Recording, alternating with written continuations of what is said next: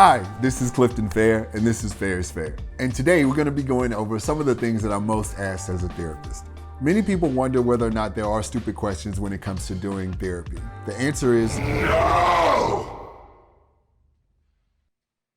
A therapist is ultimately responsible for making sure that whatever questions you have, whether you feel they're stupid, meaningful, or meaningless, is something that we can cover within a session. We want to make sure that you're ultimately comfortable and feel safe in that space that you're occupying within the therapeutic process. Oftentimes, you start your journey thinking about what it's going to cost you to get fixed.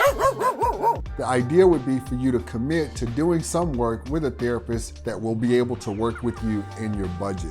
Sometimes a person has to do cash pay with their therapist depending on whether or not a therapist is or is not on insurance panels. I need that money. Ideally, a person would be able to come to therapy and actually work through their insurance provider. As a therapist, as well as most of my colleagues, we want to make sure that we show up for you the best way that we possibly can. That includes, but is not limited to, showing up for you where you are financially. We often offer sliding scale fees as therapists, both serving the community and doing no harm to you, our client. When coming into therapy, most clients are questioning what they should or should not say going through the door. The idea for you is that the space you're about to occupy in your therapeutic session is something that you own. It's for you to discuss and talk about any and everything that comes to mind, from childhood to adulthood, from good, bad, and ugly.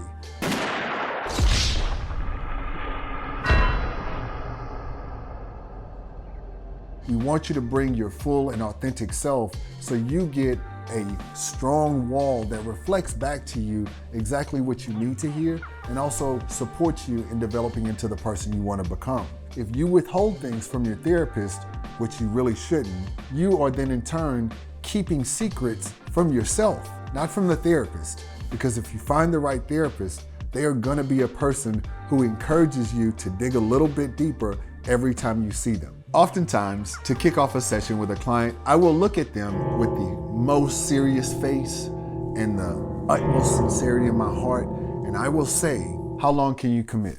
The idea is that when you start your therapeutic process, you are committing to you becoming better, not just for one specific issue, because normally our issues or challenges transfer across our lives in multiple ways. They generalize. So it's not just about how you interact with your wife or your girlfriend or boyfriend or your mom or dad. It's about how you're interacting with your circle.